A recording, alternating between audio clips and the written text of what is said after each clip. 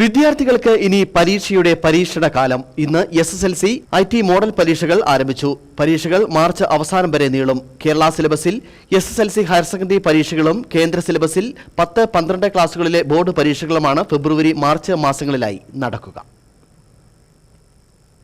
സർക്കാർ വിദ്യാലയങ്ങളിലടക്കം കഠിന പരിശീലനമാണ് മൂന്നാം ടൈമിൽ നടക്കുന്നത്. സ്പെഷ്യൽ ക്ലാസുകൾക്ക് പുറമെ പഠനത്തിൽ പിന്നോക്കം നിൽക്കുന്നവർക്കുള്ള പ്രത്യേക പരിശീലനവും നടക്കുന്നു.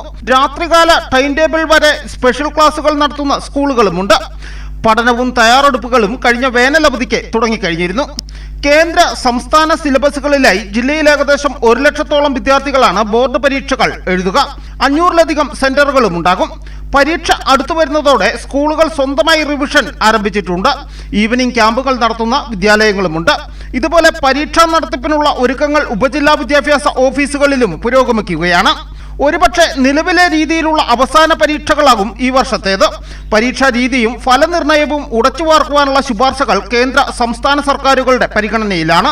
വിദ്യാർത്ഥികളുടെ സമ്മർദ്ദം കുറയ്ക്കുന്നതിനായി ബോർഡ് എക്സാമുകൾ വർഷത്തിൽ 2 തവണയാക്കുക അല്ലെങ്കിൽ സെമസ്റ്റർ സമ്പ്രദായമാക്കുക എന്നീ കാര്യങ്ങളാണ് CBSE പരിഗണിക്കുന്നത്. കേരളത്തിലാകട്ടെ ഗ്രേഡിങ്ങിന് പുറമെ മാർക്കും രേഖപ്പെടുത്തണമെന്നതടക്കം നിർദ്ദേശങ്ങളുമുണ്ട്. എല്ലാവർക്കും വാരിക്കോരി ജയിപ്പിക്കുന്നതിന് നിയന്ത്രണം കൊണ്ടുവരുമെന്ന് വിദ്യാഭ്യാസ മന്ത്രി V. ശിവൻകുട്ടി അറിയിച്ചിട്ടുണ്ട്. സബ്ജക്ട് മിനിമം മാർക്ക് 8ാം ക്ലാസ് മുതൽ ഘട്ടങ്ങളായി നടപ്പാക്കുമെന്നാണ് മന്ത്രി പറഞ്ഞത്.